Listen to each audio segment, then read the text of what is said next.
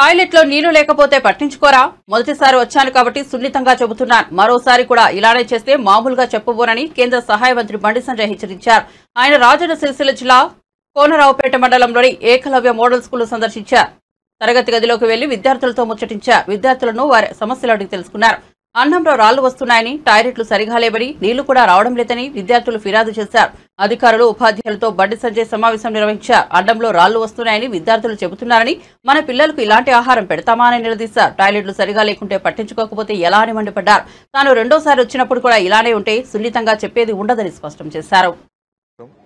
దానిలో ఇప్పటివరకు ఒక 410 పాఠశాలలు మాత్రం నిర్వహణ జరుగుతున్నది. మీద కన్స్ట్రక్షన్ నడుస్తున్నాయి. కొన్ని ప్రాంతాలకి కొన్ని ప్రారంభం కాబోతున్నాయి.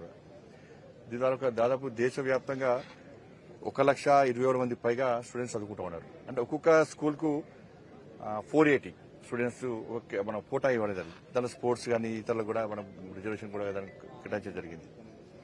ఒక్కొక్క స్టూడెంట్ పేరు మీద ₹1,09,000 ప్రతి సంవత్సరం ఖర్చు పెడుతున్నాం. మనం బిల్డింగ్ కన్స్ట్రక్షన్ కూడా 38 crores ఖర్చు పెడుతున్నాం. మనం ఈ నక్సల్స్ ప్రభావిత ప్రాంతాల్లో 48 crores మన బిల్డింగ్ కూడా పూర్తి కేంద్ర ప్రభుత్వ నిధులతో మనం నిర్వహిస్తున్నాం. ఇక తెలంగాణ రాష్ట్రానికి వస్తే 23 ఏకలవ్య పాఠశాలలు ఉన్నాయి. ఇక్కడ 23 దానిలో దాదాపు ఆదివాసీ ప్రాంతాల్లో, గిరిజన ప్రాంతాల్లో చదువుకున్న పిల్లలను కూడా వాళ్ళు కూడా మార్పు తీసుకురావాలి. వాళ్ళకు పెద్ద పెద్ద చదువులు చదువుకోవాలి, ఒక క్వాలిటీ ఎడ్యుకేషన్ విద్య చదువుకోవాలి. కానీ చదువుకోలేని స్థితిలో ఉన్నామని చెప్పి ఆలోచించిన తర్వాత నరేంద్ర మోడీ ప్రభుత్వం వాళ్ళని కూడా మంచి విద్యార్థులు తయారు చేయాలి, వాళ్ళ కళను బయట తీయాలి.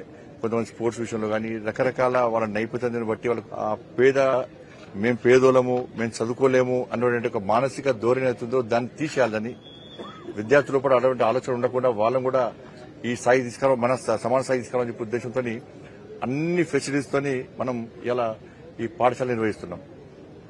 కాబట్టి నరేంద్ర మోడీ గారి యొక్క ఆదేశం మేరకు దేశంలో ఉన్న ప్రతి ఎంపీ కూడా వాళ్ళ ప్రాంతంలో ఉన్నటువంటి ఏకలవ్య ఈ పాఠశాలను సందర్శించాలి.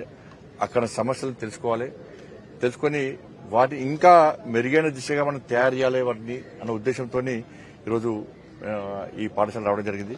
ఇవాళ నా పార్లమెంట్ నియోజకవర్గానికి సంబంధించి 2 పాఠశాలలు ఉన్నాయి. ఒకటేమో ఈ కోనరావుపేట మరిమడ్ల, ఇంకోటి ఎల్లారెడ్డిపేటలో దుమాల. ఈ 2 పాఠశాలలు సందర్శించి విద్యార్థులు గాని, సిబ్బంది గాని ఎదుర్కొంటున్న సమస్యలు, ఇక్కడ సౌకర్యాల విషయంలో ఉన్నటువంటి అన్ని విషయాలు తెలుసుకోవడం జరిగింది. గౌరవ కలెక్టర్ గారు, గౌరవ ఎస్పీ గారు వచ్చి ఇతర అధికారులు కూడా రావడం జరిగింది.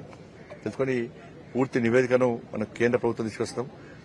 పిల్లల ఆలోచన, సిబ్బంది, ఉపాధ్యాయుల ఆలోచన తెలుసుకుని కేంద్ర ప్రభుత్వం నివేదికేస్తాం. దానికి అనుగుణంగా దేశవ్యాప్తంగా కూడా ఇంకా మార్పులు తీసుకురావాలని చెప్పి ఆలోచనతో మాత్రం చేస్తా ఉన్నాం. మీకు ధన్యవాదాలు. ఏమనుకోవడం